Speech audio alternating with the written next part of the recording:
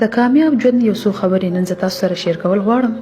اول، جاهل انسان سره به بحث نه کوي. جاهل انسان مخې ته به د عقل خبره نه کوي، ځکه چې جاهل چې کله وویني چې هغه په بحث کې تا نه وروسته پاتې شو، نو هغه به تا خپل دشمن ګڼي، ځکه هغه خپل هار چې دی هغه نشي برداشت کولی. همیشه په ژوند کې داسې انسان انتخاب کوئ چې هغه ستا له عزت راکوي، ځکه چې عزت چې دی هغه د محبت نه ډېر اهم دی. دریم، هر انسان چې دی هغه خپل د ژبې شاته پټ دی. که ته غواړې چې دا انسان ته وپېژنې، نو پرېږده چې هغه انسان یو څو خبرې تا سره وکړي. نن سبا دور کې دولت چې دی هغه ټول نه غټ حقیقت دی.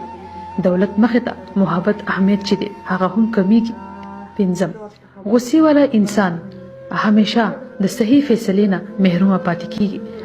که بهترین انسان جوړېدل غواړي، نو خپل غصې باندې کنټرول وکړه، ځکه چې په غصه کې په قهر کې کومه یو فیصله چې هم ته وکړي هغه وروسته بیا ته پرې ډېر زیات پښتاویږي.